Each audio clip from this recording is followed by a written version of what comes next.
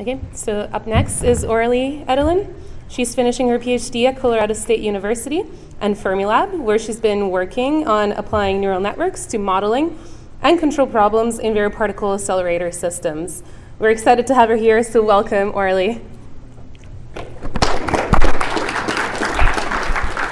This microphone for the recording. You can point if you want to with this, but I didn't choose slideshow. There. I'll tell you when you're fine. Okay.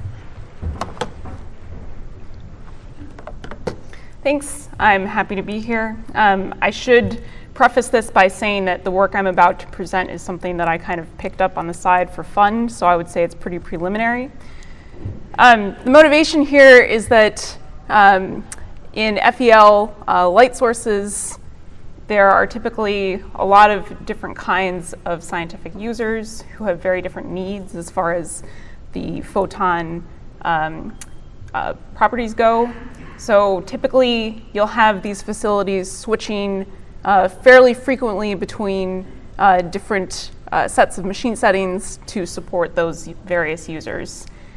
And the way that this is typically done now is you'll have some sort of saved group of settings that hopefully get you close to what the specific user has requested.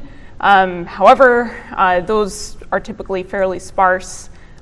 It's just giving you a discrete set of settings, and typically there will be quite a bit of drift in the machine over time. So you might not be very close, even if you are restoring all of that. And typically, you'll have human operators tuning the machine to get it closer. We're just starting to use online optimization a little bit, but for the most part, there's a lot of hand tuning. So that overall ends up reducing the scientific output of the facility for a given operational budget, and overall adds to the cost quite a bit. So it would be really nice to have some sort of tool that can give suggested settings for a particular photon beam request. And it'd be nice if this could be valid over the whole parameter space, and also if you could update it over time as you visit new states. So doing this for something like LCLS right now is probably out of the question, just because it's so large in scale. So we decided to start with a smaller test case.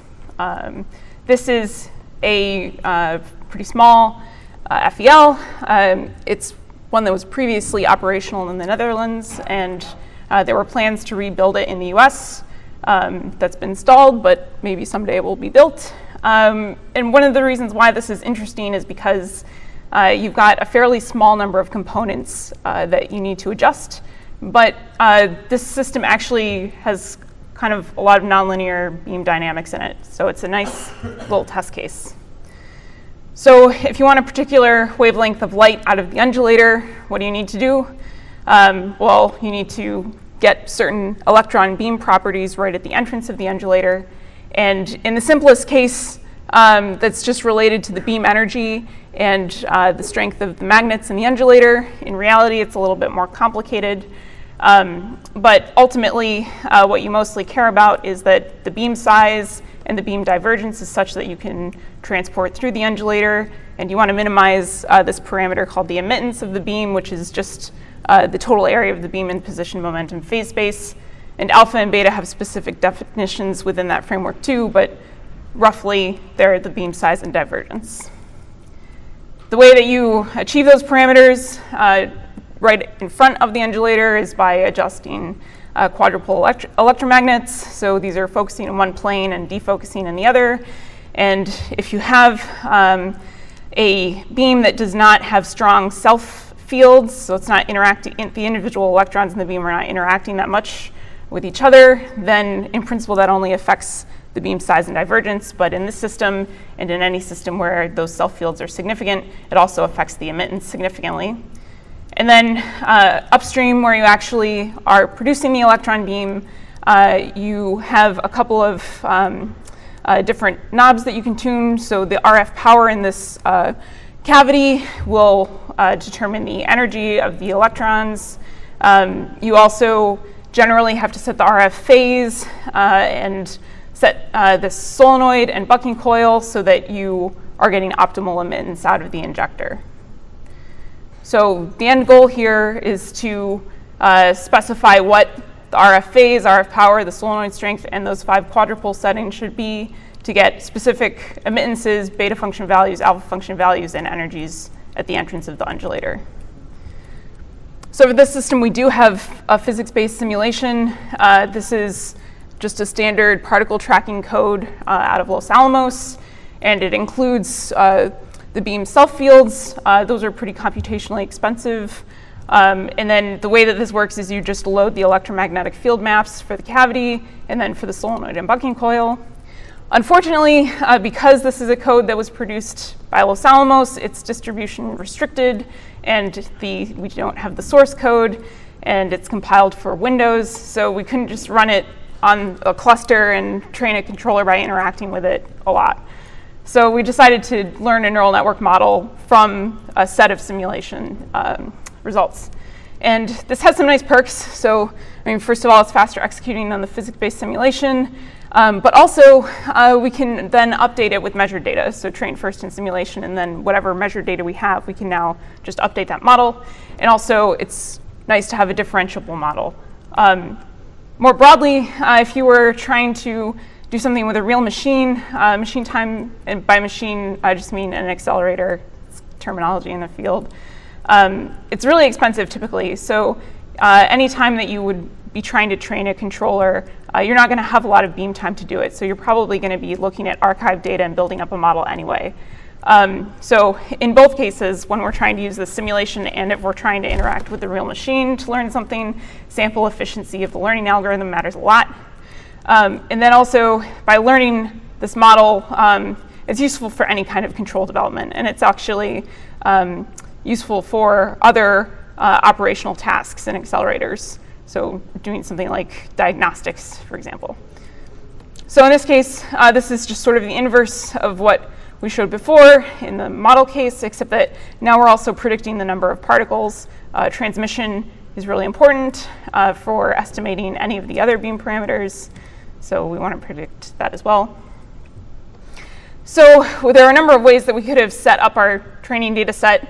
We could have just done broad parameter scans, but one thing that we were thinking about is if we wanted to go and then take this to a real machine, what would we be using to train on? And a lot of times for larger accelerator facilities, you don't have a good physics-based model just because you're dealing with lots of systems that are put together and there are lots of compounding errors.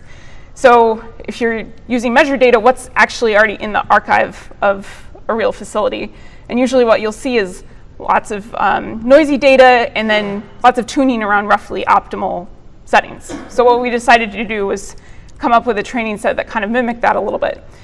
So we interfaced with the physics simulation with an optimizer to optimize all of the beamline settings for specific target energies. And then trained a forward model using all of those samples, and then left one energy range out for validation. And we wanted to then actually make use of that data for initializing the control policy. And unfortunately, the model is not invertible, so just using all of the data won't work. But we can at least use the converged settings to just get it started. So we trained the inverse model on the converged samples, and then that ends up being the initial policy. So here, all we really care about is just roughly getting to the correct settings. And then after that, you can either do finer tuning with some of the efficient local tuning algorithms that we already use in accelerators, or retrain the model and the control policy. So to start with, we just have a batch of target beam parameters, put that into the policy, get a predicted set of settings, send that to the forward model, the weights of which are frozen in this case, get the predicted set of beam parameters, and then that goes into the cost function. In this case, it's both the difference between the requested and the predicted beam parameters, and also a penalty for transmission. As soon as you are losing beam, you can no longer really estimate the other parameters as well. And on top of that, in general, that's the first thing that we care about is, are you actually getting the beam through the accelerator completely? And we also penalized higher magnet settings, the idea being that if you can find a solution that works sufficiently well with sending the least amount of current to the magnets, that's reducing your operating cost a little bit. And then for every nth iteration, because here we were dealing with a simulation, so it's expensive to get, you could update it at each iteration, but in this case, we just took a batch every once in a while of the predicted beam parameters and the settings that were coming out of the policy, and then used that to update the model every once in a while. And then we tested the policy directly on the simulation. So the details of how we did this for an initial study was we used Nelder-Mead and LBFGS for getting that initial training set, and we used 12 different beam energies between 3.1 and 6.2 MeV, which is the full operating range for that accelerator. And so this is just an example of what the training data set looks like. So these are just all of the quad settings for about half the training data set. So then the model was just a simple feed-forward network with 4 hidden layers, 8 inputs, 8 outputs, and we, again, held out one set of the optimized energy ranges for the validation. And then there's a little nuance here, which is that because all of the beam parameters are being estimated based on just this cloud of particles that we have, those estimates are only valid when you have good transmission. So we only update those outputs when the transmission is above 90%. And so to start with, we wanted to focus on just getting alpha and beta correct for a given energy. So here we didn't allow much variation in the gun settings. Gun is just another name for the injector beyond the known optima that we already have. And then we excluded the emittance and the cost function. And this was the structure of the policy network. And again, we excluded a specific energy range for the validation set and gave it target desired energies. And in this case, we left alpha and beta the same. So one could imagine saying maybe I want my divergence to be not 0 in some case, but here we just left it constant. So how did this do? Well, it did okay. This is just an example of the model performance on the validation set. So this is this is beta X, and the model performance was pretty good. When training the controller, we really only cared in this case about how close it could get in one iteration, and that seemed encouraging. It was generally within about 10% of where we wanted it to be, and the beam was pretty close to a waist. So what that means is essentially you wouldn't need to do much further tuning, assuming that there wasn't any drift in the machine. So with that in hand, we are currently working on extending this. So now we're including minimization of the emittance, and then also allowing the policy to actually adjust the injector settings a bit more. So this also requires a lot of finer start-to-end adjustments for the machine. So we needed to get some more simulation data to actually learn an accurate model and also increase the size of it a bit. So it's quite different. And another critical thing is assessing how well this actually performs when we do have drift in machine behavior. So this can be things like there's a deviation between the settings that you're issuing and what the real values end up being, or maybe the responses from the beam are a little bit different for some reason. So that's a critical element of that. We also need to directly compare it with other methods. So for example, it might actually be more efficient just to use model-free RL. Probably the first thing to try is trust region policy optimization, just to compare. And then also, because right now the sort of state of the art for accelerators in doing tuning is just doing online optimization. We need to directly compare with that. After that, the next step would be just trying to get this approach running on an actual machine. So we have a few plans for starting to do that. First, just looking at the data that is available for a couple of different facilities, and then moving on from there. There's some other tweaks that we're looking at making. So the weights of the cost function in particular should probably be tuned a little bit more rigorously than they have been so far. And right now, I'm also just specifying directly what the raw value of the setting should be rather than a change in the setting. So we may do that instead and then not do the pre-training with the inverse model. Remains to be seen which approach is more advantageous. So in conclusion, this was just an initial study trying to see whether this would work for a small system, and that looked encouraging. So we're continuing that with a more complete study, and it'll be interesting to see whether this sort of thing can actually be scaled up to a real accelerator facility. That'll be quite a task. There's a lot of things that change in an accelerator facility all the time. So equipment breaks and gets replaced, and calibrations change. They're challenging systems to work with. So maybe down the line, this sort of approach could be implemented. And that's it. Sorry.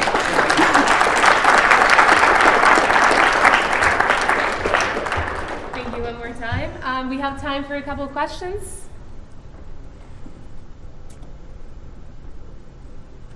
Does anybody have any questions?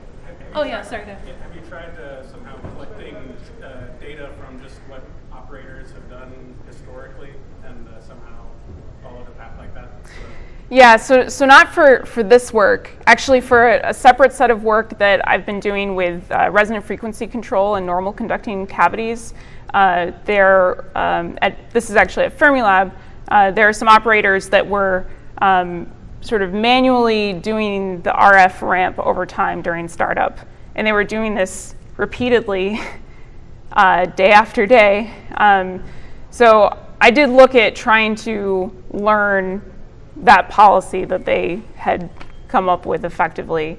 And I don't think that they were consistent enough from day to day in the way that they were doing it to actually really learn it adequately. I didn't dig into it too much, and ultimately just using model predictive control with a learned model ended up being better anyway. So, but I think that's a really interesting approach, especially if you do have sort of routine tasks where you might be able to actually extract what the operator was doing heuristically. As a follow-up, is that data routinely collected, or you would have to go and change things so that it could be collected more efficiently? It really depends. Some accelerator facilities are very good about having complete data archives, so you can go in and pull out pretty much the values for any parameter over time that you wanted, as long as someone had previously put in that parameter should be logged at some rate. Other accelerator facilities do not do this at all, and it's very hard to access any historical data, and you would have to decide ahead of time that I want to look at this specific set of data, and now I'm going to collect it in the background for some amount of time. So it's really variable. One last question. Have you thought about hybrid human AI systems for tuning? So in what context? I guess like in the context of like maybe there are some parameters of this I guess so the case we'll say like maybe like a physicist would like look at the input from a system like yours. Yeah, so I mean, Like guidance. Yeah, I imagine there are a lot of different ways that you could do that. And actually right now, sometimes you'll get operators running an optimizer just separately on a physics model that they have. And then they'll look at what the suggested settings were, and then just manually enter them into the accelerator. So, I mean, yes, you can imagine the same sort of thing for an AI system. I'd imagine there could also be some more sophisticated ways of having a human in the loop. But yeah, it's something to think about. Okay, let's thank our speaker one more time.